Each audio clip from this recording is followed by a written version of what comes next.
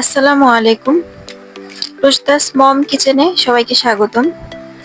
আজকে আমি দেখাবো কিভাবে গরুর জিহ্বাকে খুব সহজেই প্রসেসিং করে রান্না করা যায়। তাহলে চলুন দেখি। এই যে এখানে আমি অল্প একটু পানির মধ্যে লবণ আর হলুদ দিয়ে এটাকে 5 মিনিট ধরে আমি সিদ্ধ করে নিব। 5 মিনিট পর চলুন দেখি। আমার 5 মিনিট অলমোস্ট সিদ্ধ করা হয়ে গেছে। এবার আমি এটাকে নামিয়ে নিয়েছি। দেখুন, উপরের আবরণটাকে কেটে পরিষ্কার করে নেব। এই যে দেখুন, আমি উপরের যে আবরণটা ছিল ওটাকে কেটে পরিষ্কার করে নিয়েছি এবং টুকরো করে নিয়েছি ছোট ছোট করে। এবার চলুন রান্না করা যাক।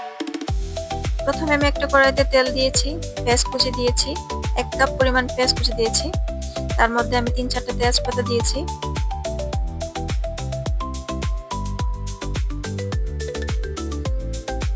এখানে আমি আদা রসুন বাটা প্রায় 2 চামচের মতো দিয়েছি।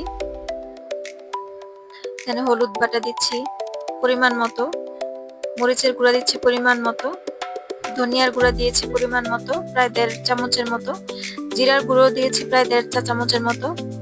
এখানে গরম মশলা দিব, গরম মশলা প্রায় আমি 1.5 চা চামচের মতো দিয়েছি।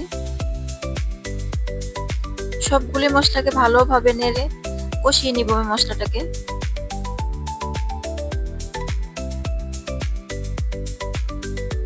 একটু পানি দিয়ে মশলাটাকে ভালোভাবে কষিয়ে নিব।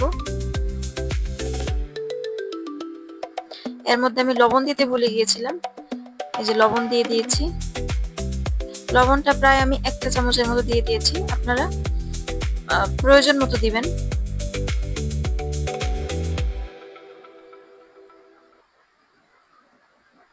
এখন আমি এই জিব্বাগুলি দিয়ে ভালো করে কষিয়ে নিব মশলাটা।